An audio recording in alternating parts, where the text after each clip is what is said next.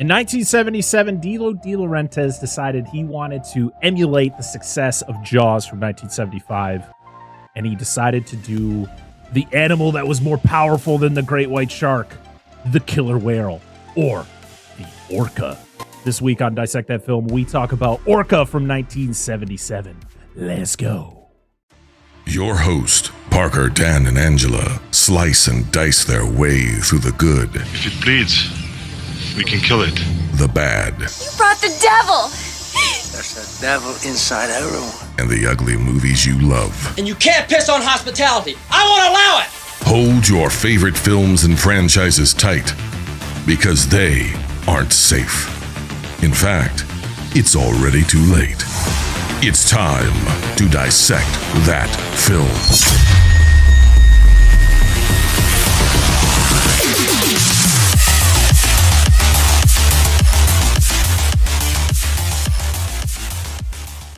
What's going on, everybody? Welcome back to the Dissect That Film podcast, a podcast that dissects the good, the bad, and the ugly of cinema. I am your host, Brett Parker. Joining me, as always, are my wonderful co-hosts, Dan and Angela of DNA Gaming. Hello. Hello. So, we talked about the Jaws franchise a very, very long time ago. Very long time ago. We're going to be revisiting some of those at some point. But 2 years later, our good pal, Dino De Laurentiis, who we've talked about a couple of times on this show, recently on our Maximum Overdrive episode. He, for anyone who doesn't know who that is, he was an Italian producer slash he was the Roger Corman of like Italian filmmaking, but also doing a lot of it here in the US. But he would look at the success of movies and he wanted to emulate those by pretty much making the same movie or movies that were very similar to those movies. And that is why Orca exists.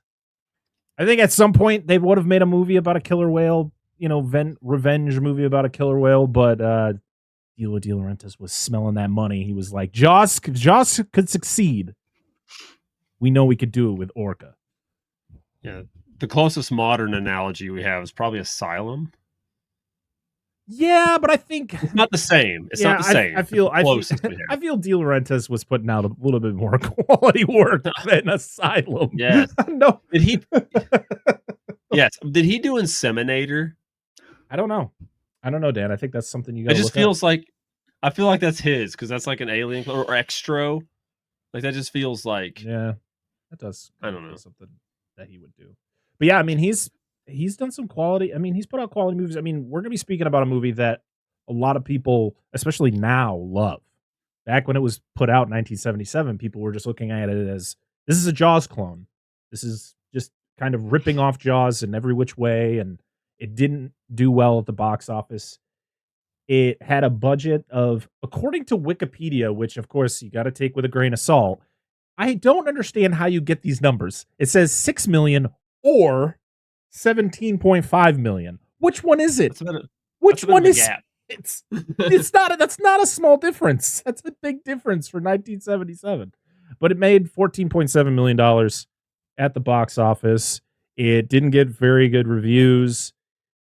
Again, it didn't really get that cult following until the 2000s when it was getting released on DVD and Blu-ray, and then Scream Factory released it on Blu-ray 2020, and then we talked about it on our Monster Zone show that Orca is getting a 4K Blu-ray later this year, so that's cool. That's definitely going to be added to my collection, especially after watching this movie.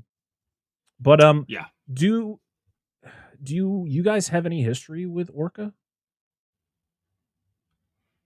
I don't. Good. I don't. I think at one time when I was a kid, I saw like a clip of the ending of this movie. Mm-hmm. Or like not a kid, but much younger. But I knew it was a thing, but that's about it. Like my dad talked about it. Like one time we were talking about like shark movies or something, and he brought up Orca, and that's all I remember. So no. Yeah, for me, this was one I rented, I think, a few times when I was growing up, because I loved creature features. Jaws is, again, for anyone who hasn't listened to this show before, I like Jaws a lot. And I loved movies that were based on Jaws or kind of, I didn't care that it was a clone. I loved kind of seeing people take different animals and kind of doing the same or similar things with that kind of plot. Yeah. So, but also I saw this. I remember, I went to SeaWorld a couple times as a kid. Definitely not a place. Did you see it at SeaWorld? Imagine that. No, I think SeaWorld. Oh Was, my I think God. SeaWorld was against this movie. But fuck SeaWorld. Yeah, fuck Go ahead. SeaWorld. Seriously, fuck SeaWorld. But this was definitely one I would see at the rental. It was either Hollywood Video, wherever I rented it, or it was the little mom and pop place that I used to go with my dad. And you would just see this, the cover of this movie is so iconic. It's pretty much a Moby Dick cover. Like if you've seen like old classic covers of that book or the movies that they made in like the 40s. This is a Moby Dick cover. They just were like, instead of that whale, we're putting this whale. Because like it's literally the orca going through a boat that looks like it's from like the 1840s and a dude just going up with a spear about to spear this orca. It's like, that's not what happens in this movie. No, but, not even remote. But it's still a cool cover. I mean, I hope the 4K has this cover because it's awesome. It's definitely not what happens. It's close, but not quite. But yeah, I mean, I remember watching this movie a lot. Didn't realize that the main actor was Professor Dumbledore from the first two Harry Potter movies, and I can't remember what his name was in Gladiator, but he was in Gladiator as well. Richard Harris, of course, legendary actor Richard Harris. Yep. But now watching this movie as an adult, I'm like, how did I not realize that? He hasn't changed. He just got older and grew a beard. He's still an asshole. Yeah. His son, though, Jared Harris. Have you seen the Sherlock Holmes movies with Robert Downey Jr.? Yes. He played Moriarty in the second one. Oh. That's Richard Harris's son. He looks identical to him. If you look at his picture now, he looks like his dad when he was around that age. And they sound identical too. But yeah, Richard Harris was the big ticket for this movie. I think that was De Laurentiis' kind of goal, was to get somebody who people kind of knew about. And then you have other actors who I didn't even realize were these people. But you have Robert Carradine in this movie from freaking Revenge of the Nerds. I did not recognize him throughout this entire movie until the credits came up and it shows the cast. And I went, Robert Carradine, that sounds familiar. And I look him up, I'm like, no way. What are you talking about? Bo Derek was his girlfriend in her technically first film, even though I guess she made a film like 4 years before, but it didn't technically come out until after this one. So this was technically her first movie. Loopholes. Charlotte Rampling plays the Right kind of name. Didn't recognize her either because I only knew her from roles that she did way later in her career where she doesn't, she was a lot older. She was in Dexter. Angela, do you remember her? She was in like one of the seasons that people don't like, but she was an adversary of Dexter's, I think, at one point. I'm looking at her picture. I was like, oh yeah. Like, Yeah, she sucks in this movie too. So it's fine. Yeah, we'll get to her. We'll get to her. We'll get to her real soon. This was directed by Michael Anderson, who directed Around the World in 80 Days back in the 50s. I think he was probably most known for like Logan's Run, which came out the year before this. He passed away in 2018, so he lived a nice long life. I think he was 98 when he passed away. So there you go. That's a good run right there.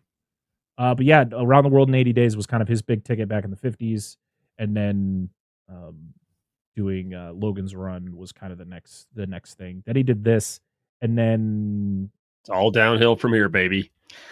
I think he did this and one other movie in the 70s. Then he did 20,000 Leagues Under the Sea in 1997.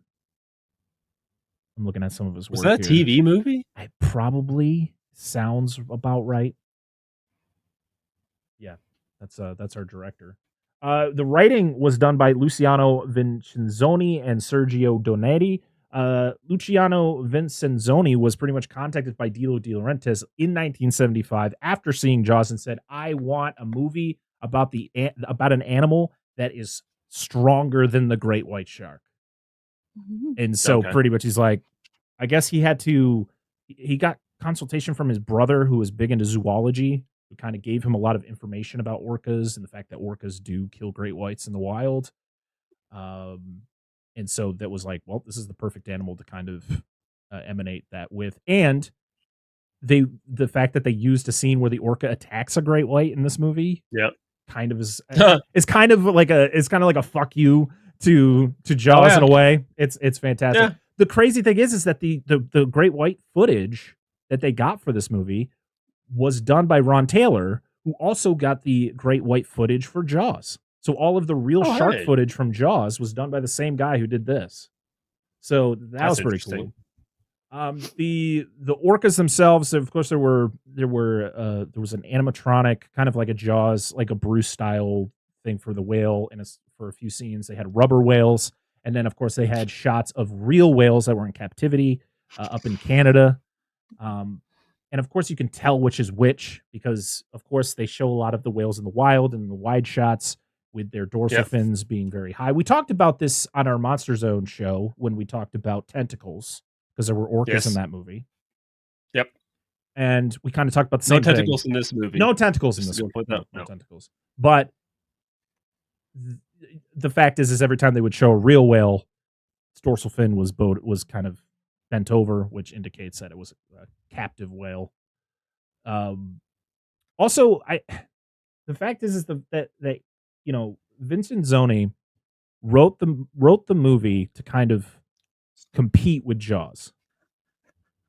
And he actually turned in a good script. Like, I actually like how this movie is shaped. Like, I like the fact that it's not your basic revenge, your animal revenge flick, where it's like animal does wrong, human go after animal because damn you, animal. Like, you know, that's what Jaws is. You know, Jaws is the shark kills a bunch of people, then they got to go out and hunt the shark. It's kind of the opposite, but not even that. It's not even the opposite. It's like something completely, in my eyes, unique.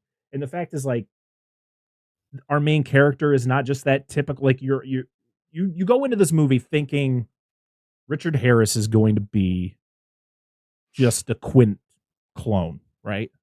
Capital asshole. Like, yeah, he's there. He is like, I am going to kill this whale, blah, blah, blah. But then it doesn't turn out to be like that. Like, he actually shows heart in this movie. There's like regret and just kind of the inevitable happens because it has to happen. And I'm like, this movie is deeper than I thought it was. I don't remember it being so deep when I'm watching it as like a 7 or 8 year old kid. Like, I'm just like, ooh, this whale is just fucking everything up. But yeah, I mean, this movie's wild, and I can't wait to get into the plot. I can't wait till we talk about it. That's for sure. The music was done by Ennio Morricone. Morricone, I should probably say his name right. He did the score for The Thing. A lot of course, Sergio Leone's westerns like A Fistful of Dollars. He did a bunch of stuff for Dario Argento. He won an Academy Award for what did he win the Academy Award for? Was it I think it was The Hateful Eight. He ended up winning a Academy Award for his music. But yeah, he passed away a couple years ago as well. He was 91 when he passed away back in 2020. Yeah, this was released July 22nd, 1977 and ran at 92 minutes. Comfy. Yeah, comfy little hour and a half. Love to see it. All right. Are we ready to hop into the plot of Orca? Yep. Jump right down the throat. Let's do it. It's time to dissect that film. So the movie opens to a bunch of or a couple whales jumping up in the air, kind of reminding me of the end of Jaws 3. Way fucking better. Way better. They got the color correction right because they're actually using real whales real whale footage as the jumping point, but the problem with Jaws 3D is that they couldn't color correct it right. So it was just like, why are the dolphins like brown? Like, what's happening here? Yeah. They were not the correct color. But also we have this really like sappy, like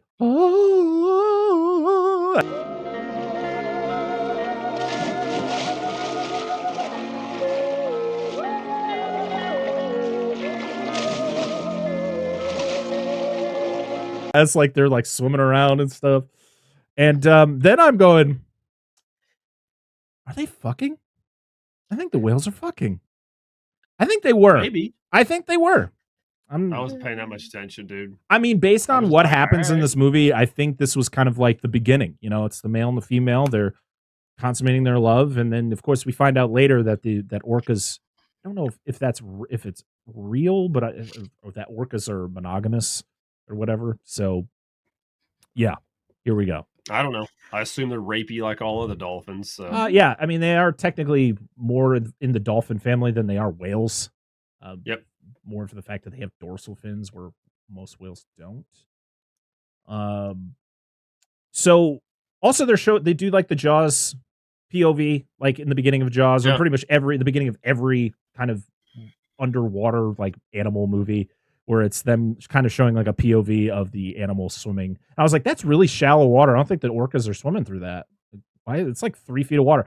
Orcas will beach themselves to attack seals in real life, but they're able to like back themselves up. They're not just casually swimming through the shallows. Like they're equipped with a reverse gear. Haha. Evolution joke. Fucking shark's like, I can't back up. Like, help me. The sad truth is when it comes to like beach whales, most of the time, well, depending on how big they are, most of the time they're going to die. It's just kind of inevitable. The fact is when a whale beaches themselves, there's nothing supporting them underneath. There's no, they have ribs, but the way that whales are designed, there's nothing under them. So when they're on land, they're just crushing their insides. And the sharks are kind of the same way. Like, not really in the fact that they're crushing their insides, but they're suffocating because they got to breathe in the water. And so like, you'll see people trying to rescue sharks and, you know, it's like, yay. Like, I don't know how many TikToks I've seen of people like grabbing sharks by the tail and dragging them backwards. Then they push them off and they swim off and like, yippee. And it's like, most likely that shark swam for about probably 30 minutes and then just died, sank to the bottom. Because that's just how it works. It's unfortunate, but it's kind of the sad truth. Back to a lighter note, this movie. Oh, yeah. Yeah. So light. So you have some guys just chilling up on the beach. They're like projecting whale calls out into the water. You have, I could tell they're recording or projecting. Well, you had one speaker that was doing whale calls, but then you had one that was underwater. I don't know what he was doing. You had like the diver down. Was he doing maybe that? The responses? Oh, maybe. That could be. I thought one of the whales was charging their phone. And they had to borrow the extension cord. Like, let me just plug it on the beach, dude. I got nothing down here. You just got an outlet just dangling down there. Yep. Yeah, exactly. It's fine. It's fine. Safe. Can I use that?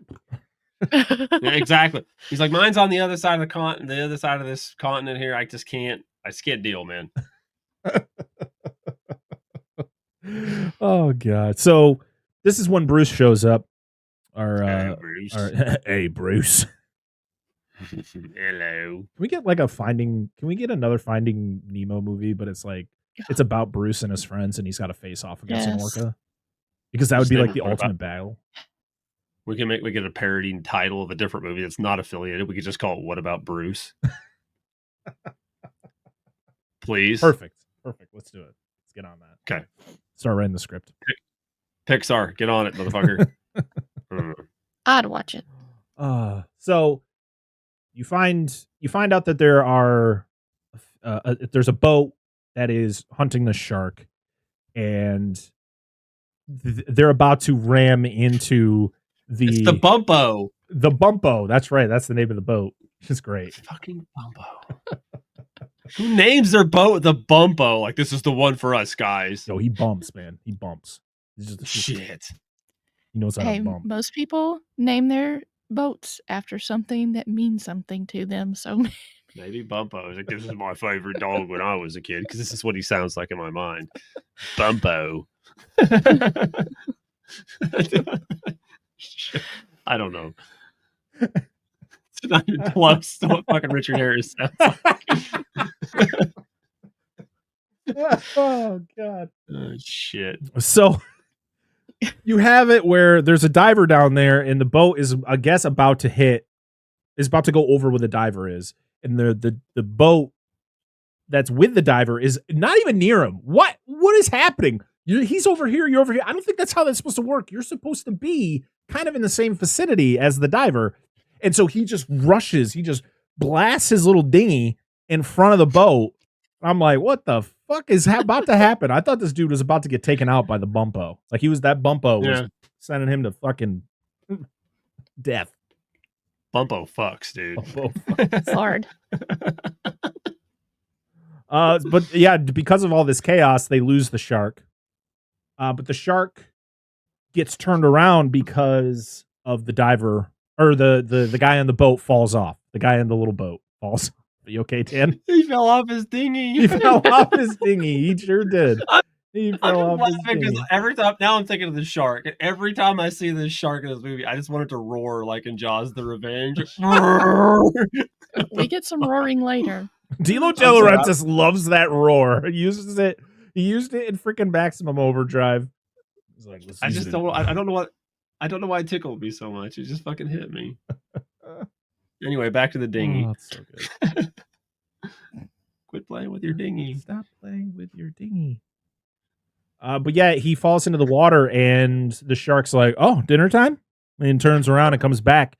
But as he comes back, some orcas, they come save the day, and they fucking send this shark to next year. Dude. And I love how it goes from being a real shark to a. Wait, I have the shark, guys. I found the shark that was used in the movie Orca during this scene. He's right here. He's right here. This is literally the shark. Dude. They just tossed him out. Dude, they fucking that was an uppercut. Show Ryukin that bitch out of the water. No. That's what I said. Tiger. Yeah, I swear though, when they hit the shark and it flies and it lands back in the water, it's still alive. It literally goes, arr, arr, arr, arr, as it like swims away.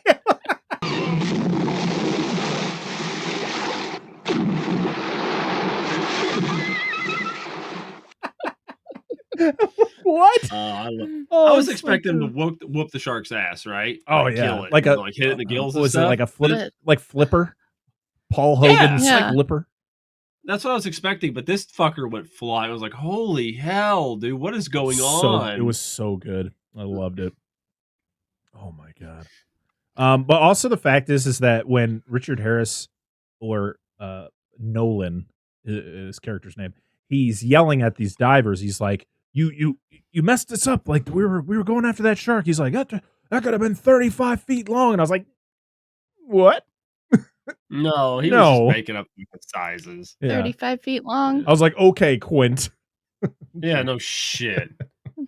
He just whips out a chalkboard. And he's just like, "What are you doing? Stop that." Do you guys got a bathroom around here?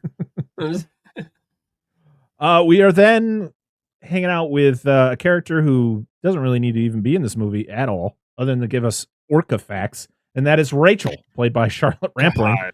And she's just talking about orcas and kind of how much of a beast they are. Like they are literally like, they don't have any natural predators other than, I mean, humans are like their only kind of enemies. And they're just beasts. Their name literally means bringer of death. And I'm like, that's badass. Dude, I see. Okay, listen. This fucking fact sheet rundown by this lady who is like the biggest actually person ever in a fucking movie. Plus, she's that one fucking person that's got the stick so far up their own ass. She's like double role in this movie. This rap sheet that she gives these orcas, I think, is extreme. I'm not an orca expert. I don't give a fuck about mammals usually, but it feels blown the fuck out of proportion. Like, you might as well say they're bulletproof. They can fly. They got metal skeletons. They fucking shoot lasers out of their faces. The whole face is a laser. But that's what it sounds like. She just starts putting like comic book fucking Like Yeah, comic book dude. slides is like Superman. Like, Yes. what are we even looking at right now? What is happening? What? Like, she just takes shots of Professor X from the X-Men comics and just puts a killer whale over top of it. Like, this is what they can do. It's a killer whale with a freaking Superman cape. What's happening right now? What are you teaching us? Yes. I love when they're like you got some of the like she's saying certain things and people in the class are laughing at her. I thought that was pretty good. Yeah. What the hell is she talking about? I'm not saying that all this information is wrong. I just No. feels blown out of I proportion. mean, this is 1977. We were still pretty new at a lot of these animals. Like there was still not much known about most sharks at the time. Orcas were probably not much known about them other than what people knew about them in captivity, which is they were just these big, they weren't dangerous. Okay, watch Blackfish. Sure. And it's not their fault either that they're that way. Don't put them in a fucking tank that's like this big. Put them in the wild. It's not for them. No. So Sorry, Shannon. yeah, God, I had to kick myself for being like, I loved watching that show when I was a kid, and now I look back at it and I watched that documentary. I'm like, fuck. Make me feel What like a piece of movie? shit. Blackfish. It was a documentary about orcas in captivity and kind of like there was this one orca named Tilikum who killed like 3 people in like 3 different parks. I believe it. Free Willy. Well, no, Free Willy sucks. That movie blows a dick, dude. I hate it so much. I haven't seen it. I watched it in theater. I haven't seen it since I was a kid. My grandma. Wait, actually, I do. It's right here. But the kid helped Free Willy escape. I don't give it. Well, it's good he did, but the movie still sucks. Yeah. And the song sucks by Michael Jackson. Oh, don't shut your fucking mouth. That song hate that song I rocks. hate that I mean, song. it doesn't rock. It's a gonna very like slow. scoot you way I over hate there that now. song. Like MJ, dude, you do some good music. That wasn't the one for me. Oh, God damn. And no, I just never a fan of that. You're spitting straight coals right now. Like just I'm gonna this whole fucking movie. This whole thing. Anyway, back to this fucking propaganda. Well, about she talks about how the fetuses look like humans because they start off with fingers. I'm like, I need to look at a picture of an orca fetus and see if that's real because that's terrifying. Why do they have fingers in the womb? The fingers. I said they look like Quagsire. Yeah. Oh yeah. She's like, it looks like this. It's like Pokemon. Fucking it's kind of what goes on in this movie. They do try to catch them all. Well, at least one. Yeah. So Nolan sees these whales and he's like, I got an opportunity here. So I guess he gets in contact with an aquarium that wants one of them. So his goal is he's going to capture one of them. That's his goal, to capture, not to kill. Rachel, out of nowhere, runs into him. And I guess from the way they talk to each other, it's like they've known each other for a long time. And she's like, oh, so are you going out there to kill it? And he's like, no, I'm going to go capture one because the aquarium is going to pay me a lot of money to do so. She's like, oh, okay. And then just leaves. And I'm like, oh, listen, I don't fuck out of this movie. I mean, I'm like, listen, I don't agree with these antics either. I don't agree with what he's doing, but it's like the point of the movie. So it's like, what are you doing? You're not contributing to anything other than putting things into his head that he already has in there. Like he already has these thoughts in his head and you're just kind of adding the same thought. I don't know. Yeah. I don't know. And she does not redeem herself throughout this entire movie. She's just there. Just the problem. The biggest problem is I think she's supposed to be like the voice of reason character. Like you're doing the wrong thing. She does it so badly. And at the end of the movie, she fucking goes off the deep end and flip flops. Yeah, and just becomes him. This movie for? Yeah, you are you're not helping. No, just leave. Not at all. So we then see the pod of orcas swimming so peacefully through the water. I love the mix of the actual footage of the whale with the rubber whale. These are rubber whales, by the way. It's just stationary. I love it. You get to see mostly you get to see the fins, which is definitely better to see than just a rubber whale, just like stationary, just like being pushed through the water. Yeah, this I want to point out now before I forget it later. This has some pretty good scenery shots. Yeah, like when it's doing it. Yeah, it's really good in this. Yeah, and I like the little bit when we get the actual, like you just talked about, the actual pod of whales. It's like kind of like bobbing up and down in the water, like breathing. That was kind of cool. The It cinematography. wasn't all like. Go ahead. No, go ahead. You finish what you. I was just saying it wasn't all floppy fin whales, but that's fine. Oh yeah, absolutely. They did. It was a good mix, but you could definitely. It's really hard not to tell when they're just showing an orca swimming around in a tank. To kind of. Oh yeah. And it's like, I get what you're trying to do, but like as I'm watching it, I'm like, it just kind of throws me off. I wish they just kind of went the Jaws treatment with it. When kind of you didn't see the whale as much, or you kind of saw like a POV of the whale mostly, and then you kind of, if you were wanting to, see the whale, you do more of like an animatronic or a rubber whale, whatever. However, but like it kind of threw me off seeing the real whales because they're just kind of swimming and like no rhyme or reason to what they're doing. Other than the shots where they show him like crying, like during certain events. But speaking of the cinematography, J. Barry Heron and Ted Moore did the cinematography. Ted Moore did a lot of cinematography for James Bond movies. He did, I think, 7 of them in his career. So I guess he knows how to shoot. Apparently so. Mm-hmm. So yeah, this is also where you find out that whales are monogamous, which means that they pick one mate for life. And that's kind of what you get at the beginning of the movie. He goes to harpoon one of the whales. I'm guessing he was going for the one. He missed and he hit the other because he nicks the dorsal fin of the male and harpoons the female.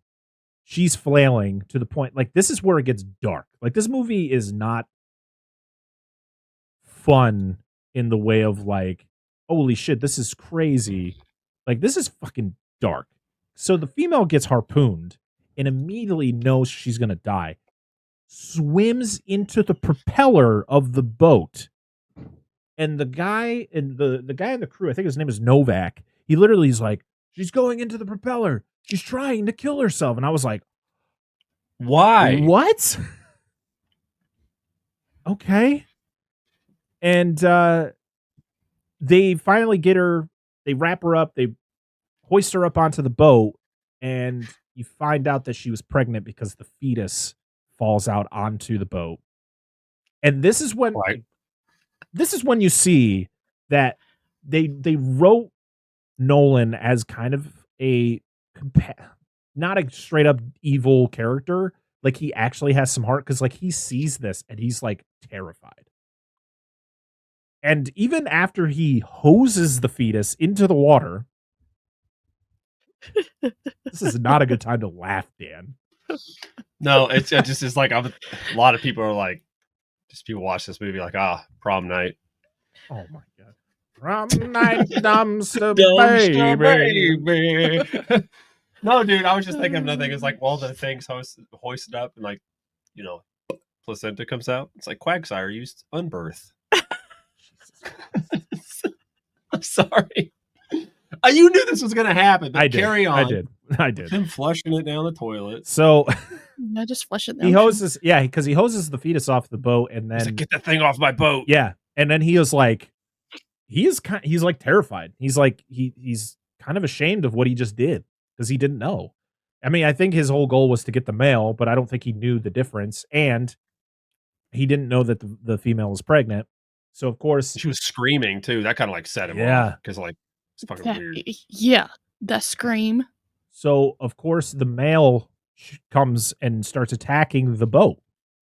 He's like, I see you. And you get the close-up shot of the eye, and it like takes a picture of him. Did you see it? It like clicks. It like shows him in the reflection of his eye and is like, click. He's like, he has your picture now, son of a bitch. He charged his phone, clearly. It's just in his face. Yes. Oh, but my favorite thing about the whole scene was the fact that like after everything happens, he just looks up and he's like, Mother of God.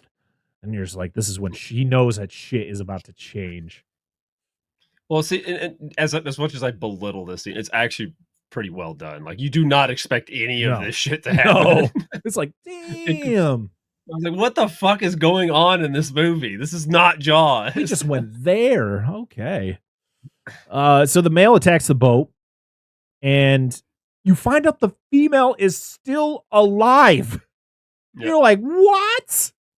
She starts like wiggling and crying out and stuff, and you're like, what the hell is happening?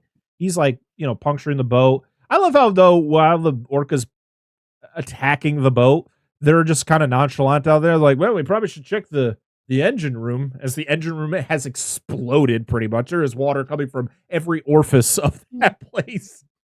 Mr. Novak, check. And the Novak's engines. just like, hey, this looks fine. Has anyone got gum? Yeah. Okay. It's like that scene in The Lost World. He's like, Oh, not no. that, your gum. Bit. Yeah. He needs Thank that. What's the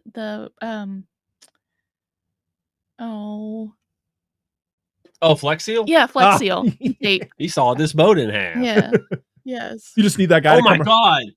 That guy just comes around the corner. He's like, But wait. That's a lot of damage. Yeah, but wait, there's more. Yeah. I bet I could use some Flex Seal on that. And then just the rest of it just explodes out the back. Yes. Him away. Oh my god. Now we need to make a movie about a killer sawfish Oh, that cuts the boat in half, and they have to fix it with Flex Seal. it's called Saw Fish. It was Flex tape. Yes. And What? it's going to be in the same font as Saw. The Yes, please. Flex tape. Yeah. And we'll get Flex Seal to sponsor and There pay you go. for it. Hell And yeah. Sci-Fi will carry it. Okay, and that's it ain't so everything that's- else. Is that our Really? second movie idea on this show? Damn, we're on a roll. That's here. 2 for 1. What was the first At one the end again? of I the- got to write it down. What's the first one? I don't we remember. had? Fuck. Oh, it's about Oh. Finding Nemo, just about Bruce. Oh, Oh, yeah. yeah. What about Bruce? What about Yes. Bruce? What Bruce? about Bruce and what was it? This is a Sawfish. Sawfish Yeah. with Flex tape or Flex Seal. Sawfish sponsored by Flex Seal. Yeah, perfect. I got it written down. We're gonna Oh, make. I guess I'm gonna got have one somebody more. make these posters. Okay. I got one more. It's for the Please. sequel to this movie, and we'll do it. At the very Oh end. yes, I'm loving Yeah, it. I got We're just full of ideas tonight here. absolutely. Woo! This is great. So they find out the female is alive still. Nolan can't do anything on his own. Has to have the older man do it for him. Cut down. Climb out on that. Climb up there and cut it down. This massive animal, and then the male jumps out of the water and grabs him. I love that these Healy people turned into straight up dolls. Dolls. They're just Yes. dolls. And just, Yes. What about the axe hit you commented on? Oh, yeah. When he hits the rope with the axe, he like hits it, nothing happens. And he goes to do it again and it just flops. It falls. Like, okay. Can't redo that shot. Ooh, I hope no one saw that one. But yeah, we get many of these doll shots where people get attacked and they just turn into dolls. Listen, I get it. I'm And just their arms I'm are like laughing this. at it because it's funny. I understand the filmmaking process and like why they had to do it. It Yes. still doesn't make the movie bad. I just like to laugh at it. It's really funny. Absolutely. But yeah, and then Novak gets taken out, and he's Novak. And I guess Novak like took My him cookies. in and taught him how to. Yeah, Sorry. but I yeah. didn't realize that was his name this whole time until you like said it at the beginning of this. It's like his name was Novak. Oh Those are man. good cookies. So yeah, this is the whale takes another snapshot of Nolan. Yeah, and you also find out that Novak was like his mentor, like took him in and taught him the ways and all that stuff because there was like a Yeah, because he came with the boat because it was like his uncle's boating company or something. yeah. Uncle's boat. Yep. Yeah. So we then see the male pushing the dead female along with the other members of the pod. It's very sad. I guess this was kind of a myth with orcas for a long time. They didn't think this actually happened, but then they caught a mother orca pushing its dead young like this. Oh, Nice. It was like 3 straight weeks that it was doing it, so it was kind of like, oh, so they do Mhm. kind of. It's their way of grieving, pretty much. Mm. But the great thing about this shot is the fact that the whale is pushing its dead mate, and slowly the other orcas in the pod are turning around and leaving him, and he's just alone now. He's pretty much a rogue because that's kind of the term for a lone animal that is actually like when they call like for instance like great white sharks. You know, if a great white shark goes on an attack, it's like it's a rogue shark. It's like yeah, but great whites are solitary animals anyways. They don't live Yeah, in pods. So it doesn't doesn't mean make the any same. sense. Like this makes more sense because orcas are pod animals or pack animals in a way. But yeah, he ends up pushing the female onto the shore as kind of like a message, like I'm coming for you, dude. Like you see what you did? I'm going to show the whole town what you did. Because this is the thing. Another really well done spot of this script is the fact that this whale pushes the female onto the shore as a message to the town of what Nolan did. For the fact is that the town would later turn on Nolan. Yep. I'm like, damn, what a script. I just wish certain things were executed a little bit better. Yeah, it's first of many messages that get sent to him. Oh in yeah, this fucking village. it gets booked as we continue. So we are then seeing Rachel again, and we also meet Jacob Umalak, played by Will Sampson, from One Who Flew Over the Cuckoo's Nest. He was in Poltergeist. Was he in the first Poltergeist? He was in one of the Poltergeist movies. I think 2. She's checked. Could be wrong, but I know he was in One Who Flew Over the Cuckoo's Nest. That's kind of like his big thing. It was Poltergeist 2. He was also in The Outlaw Josie Wales, which was a Clint Eastwood movie. Yep, good one.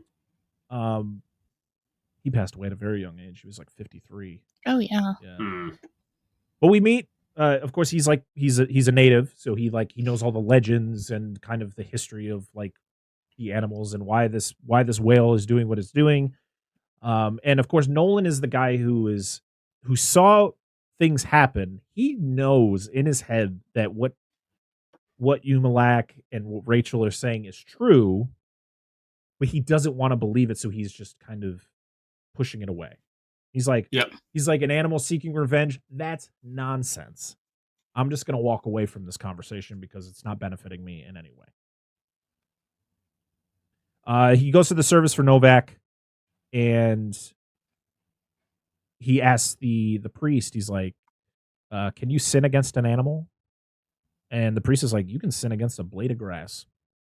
Like, and also the fact is, Umalak also mentions is like, the whales never forget who harmed them, because they were talking. He told him a story about. It was kind of like a Moby Dick style story about a guy who like hunts for a whale or injures a whale, and the whale seeks revenge, kind of in the same vein as this. And that's when Nolan's like, yeah, okay, sure, whatever, bye. Yeah. We then meet Al Swain, the head of the Fishermen's Union, and he just subtly threatens Nolan about the orca. He's like, you need to do something about this because it's not going to be good for anyone. Our town is funded by fishermen. Like, if we can't catch fish, which aren't going to show up because there's an orca here, then we're screwed. And it's all your fault. And Nolan's like, nonsense. It's fine. Yeah, nonsense, poopy pants. Exactly. Thank you. We're not. It's fine. And then the orca's like, oh, is it fine? It just comes up and just sinks 3 freaking boats. You didn't need those. And they sink so fast. It's like one of us just like, and the other one just flips over. The second one, it was just like, that's what I said. I was like, that was quick. There was like one guy who's like hanging off the dock, like trying to like hold on to it, like, nah, not my boat. I just paid it off. Like literally that morning, he's like, yep. My wife's gonna be so mad. I owe nothing on it now. I've spent 15 years of my life paying for this. That's what happened. That's what happens when you pay off a car. Yep. Shh, quiet, True quiet. facts. My car's still going well. Okay. Don't put that choo-choo on me. Just knock on wood. I don't think this is real wood. Damn it. This isn't either. Oh Lord. So we are then seeing them burying the female whale on the beach. The union, the head of the union there, he's just like, bro, what are we doing? Do something. And again, Nolan's like, I'm gonna go over and hit on Rachel, this woman who should not like me at all. She should despise me. But for some reason, she has a thing for me, and I don't understand it. Someone explain it Just to gotta me, shoot a shot. please. My favorite part is this whole time he's having this serious conversation with this man, and in the background you see the dead whale like Getting pushing dragged it a little along. bit. Well, no, now you drag it. It looks, yeah, like you it just see randomly nobody's moves. touching it, just starts moving. Like, what You're the not fuck's supposed to going on with realize that, whale? Dan. You're not supposed to realize. I'm like, is it breathing? Yeah. It's the gases. It's the gases building up. Oh man, yeah, gotta bury. I that thought it someplace. was like wind or something. I don't know if coming through. orcas. I was like, "Ooh." Actually, I don't know if I've actually heard of beached orcas because they're really fucking smart. Yeah. And I don't know, because I've never heard of a beached orca, so I don't know if they go through the same decomposition process as a whale. Because you don't want to be near a dead whale, especially if it's all bloated. And you're like, okay, Yeah, I'm I mean, gonna go. a lot of Before it animals goes do that. It's just natural for the gases and the heat of the sun to build up. Mm. Deer and everything do that. Could you imagine something that large It's just a grenade. filling up? Yeah, it would literally be a grenade. I don't remember. It was like an hour-long documentary on like the Discovery Channel or something about a whale that got beached in this like the small town, and when they got to it, it was like huge because they had bloated so much that they literally had to evacuate like half the town, and then they had to shoot it with like a sniper rifle to explode it on purpose, like like oh my god, because it's literally a bomb. Like if you were to stand near it, you're dead. Yeah. It's just like I could just imagine like it just does that, like half the town just blinks out of existence. It's gone. That helicopter explodes. Oh yeah. Helicopter just gone. from Giant Behemoth. It's gone. Oh, Dr. Samson!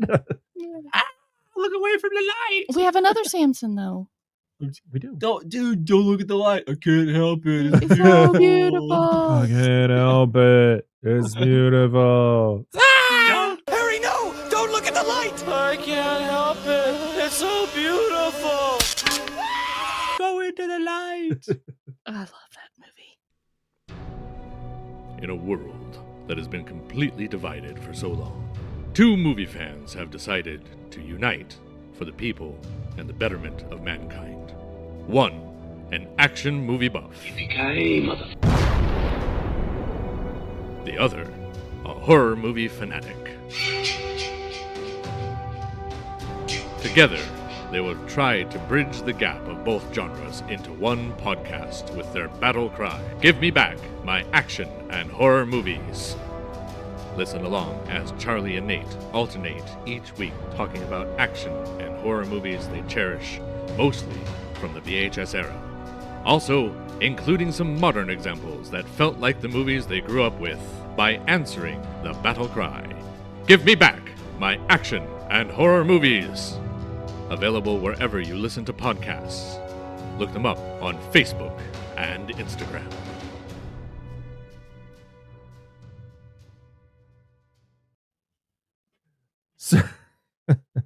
So we then have the whale just out there taunting Nolan. Like he's just pretty much like swimming around, kicking. He knows he's out there and he's like, I don't know what to do about this. But he's also having these weird flashback visions.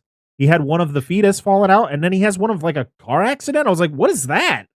Does he talk about that? Oh, no, he does talk about that because that's how his family died. Right. Right. There we go. We put two and two together there. I forgot he mentions that later on in the movie. You do. Yeah, where it's like we're both going through the same thing. So the town gets together to try to figure out how the hell to stop this orca. And Nolan gets some more wisdom fed to him by Umalak. And again, Nolan's like, nah, I'm fine. It's okay. Don't worry about it. Just do what you gotta do. Do what you think is right. No, but sure. But then he gets kind of like an awakening where he's like, okay, I got to do something about the whale. So he goes and sets up a decoy at the end of this like jetty. He puts like his jacket on and all that stuff. And of course, Rachel shows up. I'm like, get out of here. No one wants you here. God. And because she has to come down there and be like, he wants you. He wants you to fight him. he wants revenge, and I'm just like, can you just go away? You're not helping. And Nolan literally turns, he's like, I just want to apologize to him. I know how he feels. I'm like, I don't know if that's how that works. I don't think you can just go down to the whale and be like, I'm sorry, big guy. I'm sorry. And then it's like the whale's like, it's like perfect, and it just swims away. He roars. Takes another picture. Just fucking Yeah. He's gonna apologize to him with a bullet. Oh yeah. So I gotta kill it. And then of course Nolan tells Rachel about his wife and child, how they died in a car accident. And so him and the whale are going through, similar pain. The whale goes on a fucking tear and destroys some pipes, which then causes an explosion, which then causes like the entire, I'm guessing, fuel supply of this town to just go up in flames.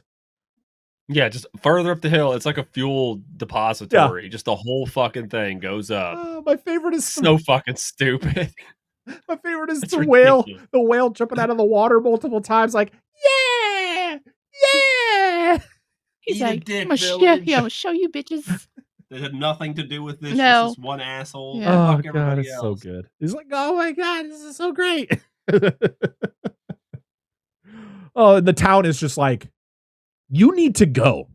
Like, you need to take care of this. Get the hell out of our town because this is all your fault, man. Oh my god. And so Nolan kind of finally decides he's going to go hunt the whale. And then he talks to Rachel. I like how he calls her. She answers the phone, right? And she starts talking. Why do people go, are you awake? No shit, I'm awake. I answered the phone and I'm talking to you. No, you're talking to a spirit. It's like when people call a store and they're like, are you open? No, I'm just here to answer the phone. Well, people would call this the store when we were closed because I was an overnight assistant manager, and so we would only be open. We were open till like 10 o'clock, and then I was there till like 7 in the morning. So like people would call at like 3 in the morning. Are you open? Are you a 24-hour store? No. Oh, if we were closed, we didn't have to answer the phone. Yeah. Like go. Most of the time, it was for call outs that we would have to answer. Yeah. The phone. Yeah, of course. So Nolan has to face the whale as it continues to torture the village. Rachel kind of talks him out of it, though, out of going after the whale. I'm like, what is happening here? Like, this character is just like a mind fuck for this guy. Yep. Like, I feel like she makes him worse. Yeah, I agree. The whale destroys his house, the house that he's rented. And what's her name? Bo Derek's character, Annie, is there. Annie. She has a bum leg. Broken ass leg. Yeah, she had a broken leg from the incident before, right? Yeah, the initial attack. Yeah. And so she, I mean, this is a pretty good scene where it's like showing the house kind of falling into the water, the whale swimming around, her Ken shows up, her boyfriend or husband or whoever he is to her, shows up to try to save her. And then Nolan shows up. They hold hands, try to get her. And then as she like dangles over a hole and the whale just snatches her leg clean off. And it was the bum leg too. It's like, oh, I don't need this. That leg's already damaged. I'm doing you a favor. Yes. Need a snack. Yeah. Huh? Need a snack. Yep. That whale is just a vengeful fuck. Yeah. That's all he is. Fucking destroying everything. And so yeah, the town, as he leaves, I love how the entire town is on the shore watching him, and you're like, get the fuck out of here. We're waving at you, but we tied could his ass care to the boat and less. just sent him off in the fucking water. But then we got this really odd decision to do voiceover by Rachel for the rest of the movie. And I'm like, why do we need this? She's like, and he went out there looking for the whale, seeking revenge. I don't know exactly what she said, but it was kind of in this vein. I'm like, we know. We were there. We watched it. We know what he's about to do. Why do we need the voiceover? we've been paying attention to the movie, ma'am. That's the reason we're fucking here. Why are you even here? Because she goes with him, by the way. So it's so our new crew is Nolan, Rachel's there, Ken's there, and then Paul is our new guy. And then there's Jacob's there too. Oh yeah, Jacob goes with him too. Right, Jacob Umalak. There's a scene where you see JB whiskey. I was like, all I think of is The Thing with that whiskey. Oh. That's the whiskey that Kurt Russell drinks in The Thing. Oh, okay. Yeah. And Nolan goes to Rachel. He's like, hey, so if the whale gets me, you got to shoot it. And to be honest, I would have looked at him and been like, I'm not doing that. If you get eaten by the whale, you're getting eaten by a whale. And I'm just going to watch. And then I'll just be like, I'm sad. I'll be sad for you. I'm not killing a whale because you're an idiot. Nope. Yep. All right. Wouldn't do it. We get this great scene, though, on the boat when Nolan is going to try to, like, blow it up. He's going to, like, throw some dynamite somewhere. He drops it. Or maybe it wasn't Nolan. Maybe it was another character. I can't remember who. No, Nolan was the one that was going to do it. Yeah. And fucking Rachel's, like, attacks him. Like, you can't do that. Yeah. And why? And it blows up. Don't know how it doesn't blow a hole in this boat. But it blows up and knocks him back. And then she's, like, over the railing of the boat. And I'm waiting for a Lake Placid moment. Like the dude is looking over the side of the boat and he just gets his head taken out. I was waiting for that and I was hoping for it. I was like, please, dear God, get rid of this character. And of course, it's like last second pullback. And I'm like, come on. I'm sorry. If anyone out there listening to this episode is like, I actually like the character of Rachel, I'm happy for you. I'm happy for you. But in our eyes, she's not good. She's not a well thought out character. I don't know if it was just how it was written or just Charlotte Rampling's performance. I don't know which one it is because I feel like maybe if they put somebody else in that role, it could have come off a little bit different, but she's just so like, oh. And I'm like, geez, lady. It's Leviosa. Yeah. It's Leviosa, not Leviosa. That's how she sounded, though. It's ridiculous. So we then get a beautiful moment where Ken, a character that I was just like, huh, okay, that guy, he gets snagged. And we also get a great moment of a human turned doll, which is like, gosh, just some way. Rip. Yes. And I went, snack acquired. It's got to have some more body count. It's normal. Absolutely. This thing's hungry. Yeah, absolutely. It's got to eat too. Fish got to eat. Birds got to swim. Yeah, you're right. Paul is completely losing his mind. Like he is fucking, his brain is melted. He's thinking about his woman back home, only with a leg and a half. He's just like, because to be honest, leg up on life. Yeah, because to be honest, Nolan has kind of gone nuts. Like he is so determined to kill this orca that he is going to places that is like, there's no turning back. Like we're gonna die here. Like, yeah, pretty much. Because they literally are like, we don't have enough fuel to go home. Yeah, and they're going to like a polar region. Yeah. I'm like, damn, this is wild. Actually, I read where they filmed I know a lot of this movie was filmed in Newfoundland and Canada. I think some of it was in Canada. I'm trying to think where they filmed the snowy parts. Oh, it was in Malta. They used like fake. They did like foam snow or for the icebergs and all that, but it was done in Malta. So the whale ends. They're pretty much following the whale. Like that's kind of why he has gone this far, is because that's where the whale is going.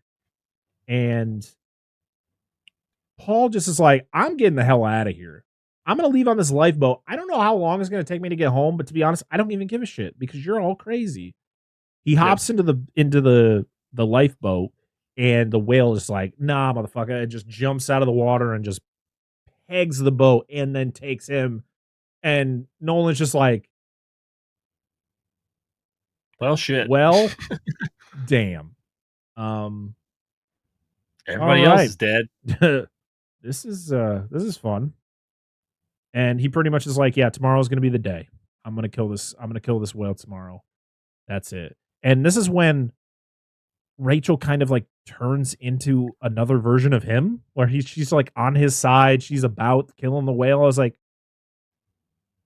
but you're a scientist. You're someone who works with these animals, like studies these animals, and now you're just like, kill the whale. Why? The whale is just protecting itself from you dumbasses.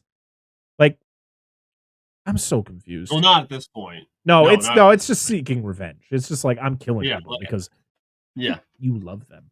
I'm gonna kill everyone you love. This whale is very sophisticated. Oh, absolutely. Well, it's also telepathic. It is. I wish it had like an old English voice. It's like I love Patrick Stewart, like now. It's like speaking as the whale. I will kill you. I will kill you, Nolan. Yeah, I will find you and I will kill you. Yeah. I will kill everyone you love. Yes, dude. Well, he even says that. He says like later he's like laying down with Rachel or whatever, and he's like, "It talked to me" or some shit, and he said it's that I'm its drunk driver. Why the fuck does the whale understand that? Why? It's like apparently. Listen, I'll talk about the end. This is something to do with the book. We'll talk about it later on. But anyway, it's just fucking ridiculous. That's why it was taking snapshots. It's fucking telekinetic. Like, it's not telekinetic, but it's whatever. You said psychokinetic or something like that. It's a telepath. Telepath can read mind. Yeah. Yeah, and I think that's why the alleged lady earlier like steered herself into the boat because the rudder, because apparently it's like, I'm going to be captured. I'm just going to end myself. Like, that was a really quick conclusion, but sure. Yeah, so pretty much Nolan is going to fight the whale mano a mano. He's not going to use a gun. I'm like, okay. Why? He harpoons the whale. He harpoons that bitch hard. Yeah, and it screams. I forgot to mention that earlier when the female is killed, the male is out there like crying, like and like screaming and like thrashing around and all that. So I like that little addition. I like that was the good use of the real whales. Even I don't think they should have been used at all, but for that time it was a good use of the kind of getting them to react and all that. Yeah. So the boat goes into the iceberg, causes some ice to fall, lands on Jacob. Jacob's dead. It was like quick, like, see you later. Why not? Okay. Just fuck you. Add it to the body count. It is what it is. I like this character. I don't understand. Like, it's such shit. Like, they didn't really utilize him very well, other than like him just speaking words of wisdom, and then his death is kind of lame. But he doesn't he pulls a gun on Nolan before everything happens, because he's like, you need to turn around. Like, this is over. Like, you need to stop this. Yeah, because he was trying to like because we're going back or whatever. Because he's like, we're not dying out here. Yeah. So Nolan and Rachel jump onto a floating piece of ice. The boat sinks, but before the boat sinks, Jacob had called for rescue. So there is a helicopter on its way. So it kind of is like, oh, at least whoever survives is going. It's not just going to be stranded in the middle of wherever they are. Right. But we get the scene where the whale is like poking holes in the ice, and then it gets Nolan like falls down, and the whale like lands on top of the ice to cause it to tip, which orcas actually do in the wild when it comes to like seals and stuff. Like, listen, there are some insane videos of orcas hunting. They are some of the smartest hunters like on the planet. Like, they're insane. They work as a team. But they're also assholes, and they will play with seals just for fun. Yep. Oh, they're dicks. It's funny, but not funny at the same time, watching them like launch a seal in the air just for fun. I like this during this whole scene where he's like mano a mano after the spear thing. He's like, fuck it, I'm going to produce a shotgun. Yeah. And he's a horrid shot. Terrible shot. Like, this it's like, well, I keeps calling it a dolphin. This fucking killer whale comes out of the ice and he like fires his shotgun like and I know it's a movie reaction time, but it's like clearly he would have at least hit with a few pellets, and like nothing's like happening. It's just like nothing, and it's gone. Oh, Yeah. Or shots in the water. That and I thought this like- is where we're gonna get our Quint scene Yeah. Yeah. with ice tilt, which you're talking about. Yeah, but I feel like they probably were like, yeah, we don't want to have it be the exact same thing. Thank goodness. Yeah. To be honest, though, his death is kind of like, okay. I thought it was fucking sweet. I mean, to be honest, he should have died because I was watching a true crime show, and this guy, it was an episode where they found out later at the end of the episode that the guy drowned because he was wearing waders. Because like waders are only supposed to be like you're supposed to walk into the water to shallow. a certain point. Yeah, but if you go into deep water with waders, water fills up the waders, causing more weight, causing you to sink.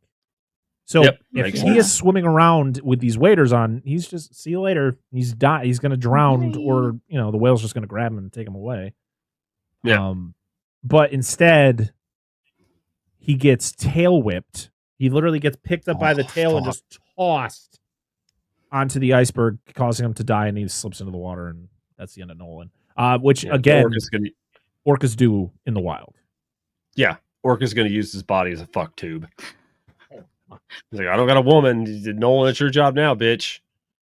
But Rachel's like staring at him, watching him fall into the ocean. It's like, oh, okay. Yeah, because you're like, is she gonna make sure he's actually dead? Like, no, she's just gonna let him go. See you later. Also, she like yells at him to shoot the whale like 3 times. I'm like, who are you? This isn't the same character we've been with like for the last 45 minutes to an hour. Like, who are you?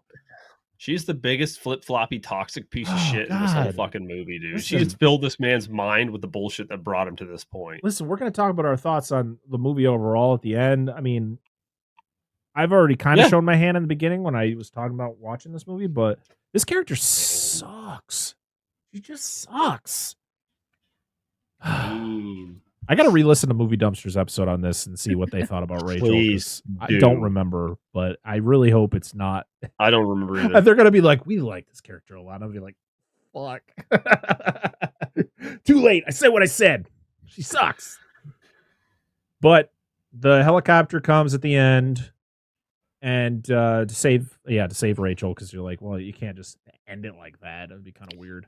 She's stuck forever. Oh, why not? We had a fetus shoot out of a fucking... true. I really wish it was just Rachel just sitting on a thing of ice and she's just floating away forever. Like, bye. How would they know where she was? You also see the whale swim away. And then I've later figured out that the whale dies. What? Why? So the whale tries to go up for air, and it's an ice pack, so there's nowhere for it to breathe. So it's pretty much it tries to go up for air at the ice. It hits the ice, and then you just see it kind of dive down, and you just kind of expected that it died. It drowned. But there was gaps in the ice. I don't know, man. I read it. I read it with some facts. It was like that was kind of the whole thing was like, revenge can pretty much affect everybody. So it's kind of like it got its revenge on Nolan, but it ended up dying anyways. Interesting. Hey, take it as it is. You could say that the whale survived, swam away, lived a happily ever after life, got another lady, had kids. Sunk 3 boats by putting its nose through it also the boat. punctured its way through ice. How could it not? That's what we're saying, dude. How long can they can hold their breath underwater for a long time? Oh, yeah. I think it's just kind of I mean, I guess it's kind of like I think it's just like take it as you want. Like take it however you want. He survives. I got a better alternate ending for this fucking movie. But yeah. We also get some really great shots of the animatronic whale in these icy shots of it opening its mouth, and it looks pretty creepy. Yeah. Also, you get a lot of that close up eye shot. Like every time it's like facing off against Nolan, they have to zoom in on its eye, which I believe is the animatronic eye, because it does kind of move around, and they got it to look pretty real. But I'm like, I don't think they zoomed in on an actual whale's eye. And the red lights. Oh yeah, the red lights. Wow. Dun, dun, dun, dun. Oh man. Some final things about this movie, or at least about the making of this movie. De Laurentiis actually originally wanted to make a sequel to his King Kong movie from 1976, which this originally was supposed to be like that sequel. Because eventually, I guess it was supposed to be like this, like King Kong versus other monster movie, like the fight. And then he scrapped that, did this movie, and then of course he did the sequel in 1986, which was King Kong Lives, which I've heard nothing but great things about. King Kong versus Orca. What now? King Kong versus Orca. No, what it is King Kong. Yes, but really, it's King Kong gets a heart transplant and has to deal with all the bullshit that goes with it. That's what fucking King Kong Lives is, and Sergeant Slaughter's in it. You think I'm kidding? But no, I do want. Okay, here's my idea, real quick, before I forget. How could they find a heart big enough for King Kong? They made it out of like 4 Buicks. I don't know, but anyway. So this is my idea. So let's go with the canon thing of everybody dies. Okay. Like the whale dies, Nolan dies. Rocks fall, everyone dies. Yes. Well, it kind of happened to Jacob. But it wasn't everybody. It was just like one person. Those are frozen rocks. Yeah. It's barely rocks. It's hard water. Anyway, so I want Rachel to just be there at the end of the movie, sitting on this iceberg floating, waiting for help. And she sees the helicopter come in. And just before the helicopter gets there, the fetus comes out of the water, like grabs her and pulls her into the water, like the original Friday the 13th.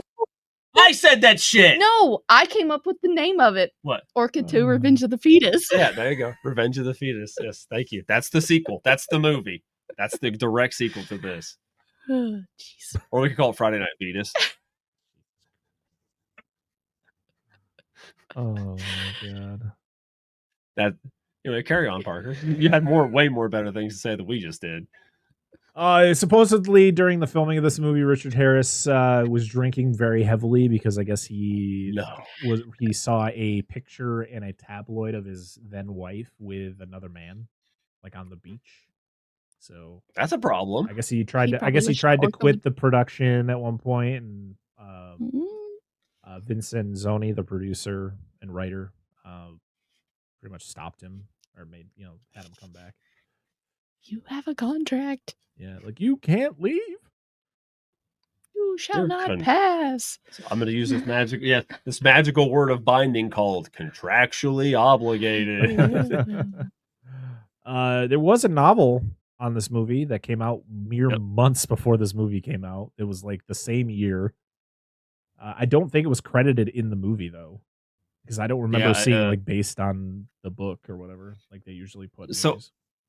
Yes, and we talked about it a little bit. Movie Dumpster did a great thing on this. And I don't know if they did more than one, but it was the one with C.B. Smith where they talk about the book a lot. Oh, yeah. And apparently the book dealt with a lot of the telepathy of the fucking whale. Oh, my God. Okay, one thing we did not talk about. This should have happened in this movie. You'll agree with me. How many times were you watching this and being like, this whale is haunting this dude for the middle part of this movie? And I was like, he's going to go into the bathroom and the whale's going to be in the shower. Or like, he's going to open his truck up and the whale's going to be in the driver's seat. Like, Alan. Yes. That's Nolan. No, because I said he was going to flush the toilet and the fetus was going to Yes. the toilet. What did you do to me? Oh, my God. Nolan, you took my wife and child from me, Nolan. Now I'll take everything from you. Oh, man. Oh, the fact that I forgot to mention the fact that when the whale looks at Rachel at the end, it's shedding a tear. I'm like, it lives in the. But she just fucked everybody else. It also lives in the water. Do they shed? Do they cry? It's just water. Like water. I don't know. Okay, so according to IMDb, one of their trivias is many viewers do not realize that the male orca drowns during the end credits after killing Richard Harris's character, Nolan, during the final standoff. The orca attempts to break through the thick ice to get air, but can't and dies off screen, thus showing that no matter how just, revenge comes with a price. Take that as you may, because that could just be a user-submitted fact, but there you go. Dude, there are plenty of holes in that ice. I'm sorry, we've seen it in the movie. Yeah, They're I mean, plenty I old, agree. like- I agree. I guess it's one of those like, take it as you want, Sounds like a cop out to me. Whatever. Are you in search of a refined and elevated podcast? One where you can sit back with a cup of tea and indulge in the finest film cinema has to offer? One where precision and polish comes before anything else? Well, you've come to the wrong place. We are Cinema Slab, a podcast where we let our nerd flags fly and review our favorite movies and shows, new and old. We're all besties And one brother and sister. and we love discussing movies with each other. Whether it's a record-breaking television show that has us glued to our TVs every week, We're like private investigators, except for no one hired us or asked for our help. an ooey gooey practical effects filled horror movie. Or a cult classic masterpiece. You shoot me in a dream, you better wake up and apologize. We're sure there's something for you on Cinema Slab. I'm your Scream Queen, Anna. Yeah, you're gonna love this one. It's a scream, baby. I'm your Gorgal, Hannah. I kick ass for the Lord. And I'm your favorite little brother, Hunter. I'd rather not spend the rest of this winter tied to this couch! And join us each week on Cinema Slab. As we bond together over our love of cinema. And all things media and entertainment related.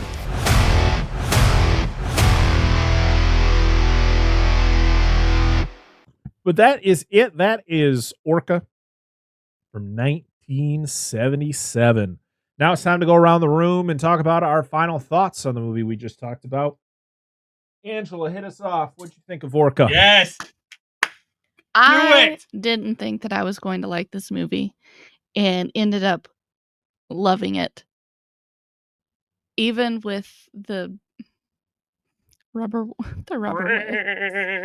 whales and the noises that the male orca makes. I'm sorry. It screams and then it sounds like a dinosaur roaring and I'm like, yes. And I didn't point this out earlier, but it's swimming under the ice at one point and it gets too close to the ice and you can see its fin just go whoop. Oh yeah. Oh, the prop bends the dice. Yeah. I was like, I don't think that's supposed to happen. But yeah, I loved it. Mine tends to shrivel when it gets cold, so it's fine. Yeah. Usually goes. Shit shrivels up like a stack of dimes.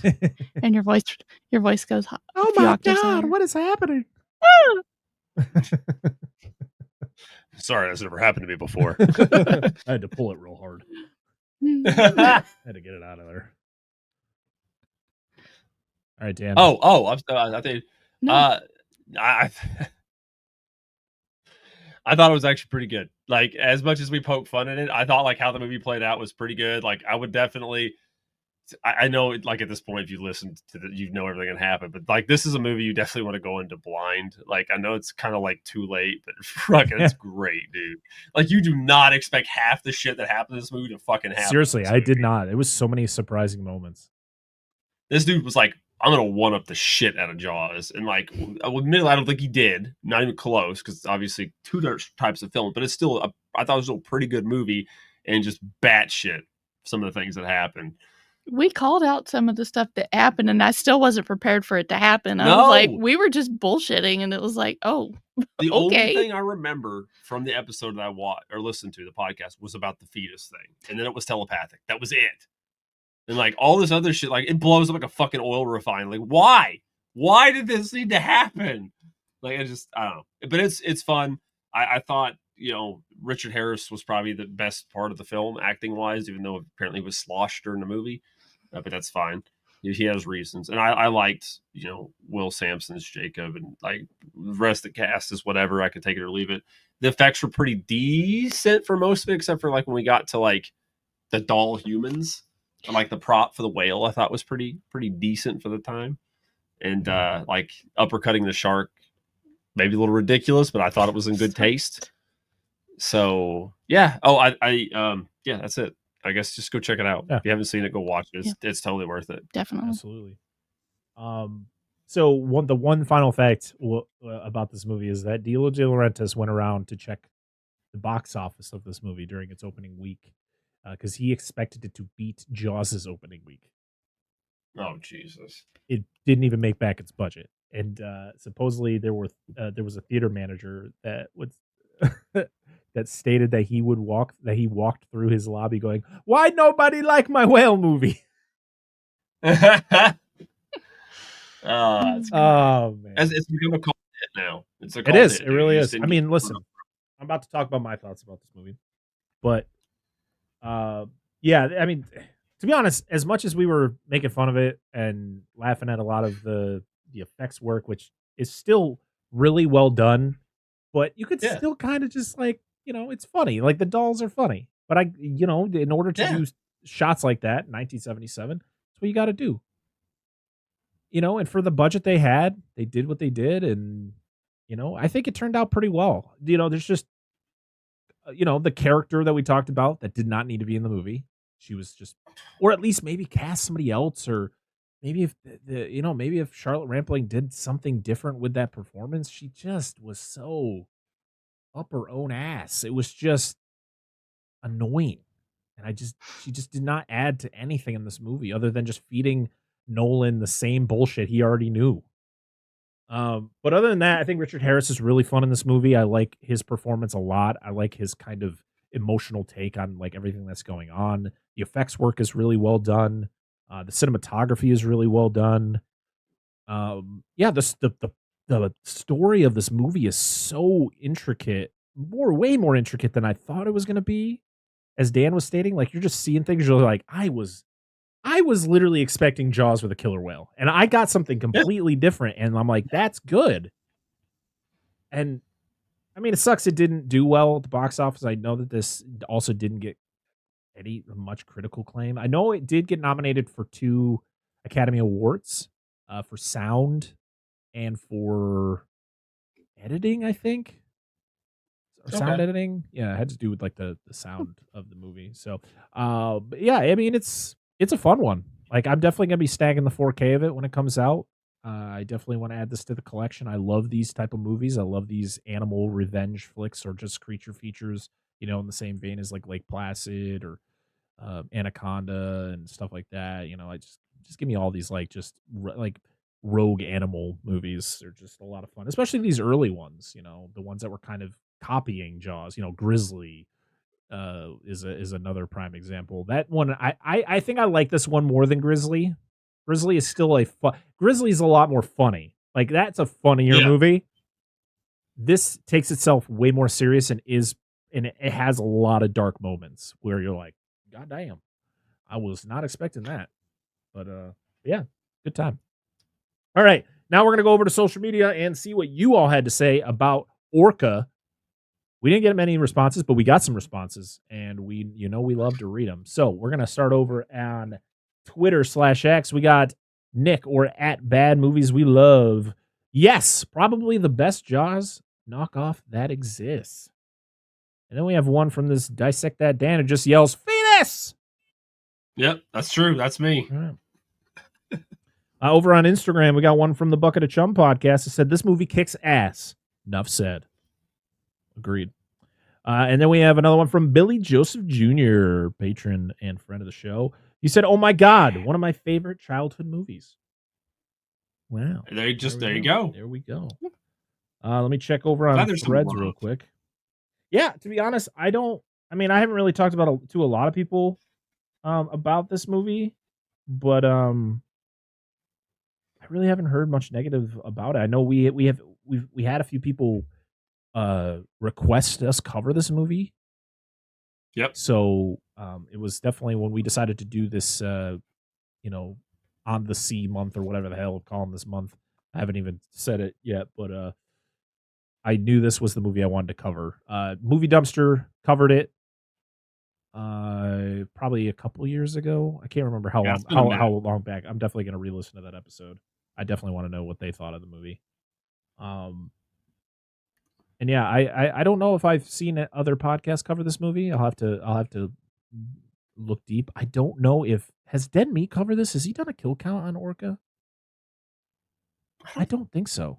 Think so? No, I don't I'm gonna have to spam his comments and request Orca. You should, please, absolutely. There's 5 deaths in it, so it meets his criteria. You got to have at least 3 people die in the movie to meet the dead meat kill count criteria. I did not realize that was part of the criteria. But that's it. That's everything on Orca from 1977. Next week is Dan's pick for our On the Sea month. Yeah, Angela's going last this month. She always gets either first or second, so she's going to be the last one for the month. Your turn. Yeah. I got to be number 1 this month. I'm a lady, that's why. There you go. Next week, we were talking about a movie that is celebrating its 25th anniversary, and Dan did it, and he didn't even know he did it. We're talking about 1999's Deep Blue Sea. Dan's like, I'm not doing any anniversary ones with big anniversaries. Is it too late to change my pick? It's his show, wife. Parker's number 1. Parker Warburton. Oh, man. I'm so excited to talk about Deep Blue Sea. I have not seen that movie in quite a while. It's probably been a decade or so that I've seen It's been a while. But I mean, it's a movie that's like, it lives rent-free in your brain, just like key moments. Oh, yeah. Dude, Thomas Jane, Samuel L. Jackson, LL Cool J. I think there's another character who's not well liked in the movie. I can't remember what her name is, but yeah, that's going to be a lot of fun. Maybe we'll have a guest for it. Maybe not. Well, I don't know. I haven't reached out to anybody, but I do have somebody in mind if they want to be on the show for it. So sweet. Either yes or no. We'll see. But yeah, Deep Blue Sea next week. Going to be a lot of fun. And as for us, please follow us on all the social medias or go to our Linktree, linktree.com or Linktree / Dissect That Film. All of our links to all of our social medias, our Patreon, our merch shop, which I never talk about on the show. We do have merch for the show over on TeePublic, where you can get shirts that say Dissect That Film, sweatshirts. I'm somewhere at some point I might be looking into changing over to a different shop to see if there's more options for other types of merch. I would love to get hats made at some point. That would be really cool. So yeah, but as of right now, we're on TeePublic. If you want to get some merch, go over there. They have sales all the time. They slash the prices in half and all that stuff. So that's cool. Patreon, as I stated, patreon.com / Dissect That Film, where you can support us financially for $1 or $5. If you support us at the $5 tier, you get access to our Patreon exclusive show called The Monster Zone, which is hosted by Dan and Angela, which is a show where once a month we spin a wheel and we talk about a monster movie. This month, we're talking about Gamera versus who? Barugan. Yep. I was like, I was trying to think. I was like, yeah, we talked about. Yeah, okay. Taste the rainbow. Yeah, that's all you need to know. Taste the rainbow. And if you subscribe at the $1 tier, you get early access to episodes as early as I can get them out. I put in like blooper reels or like outtakes and stuff like that. I put up polls, which is available for our free tier members and for our $1 tier.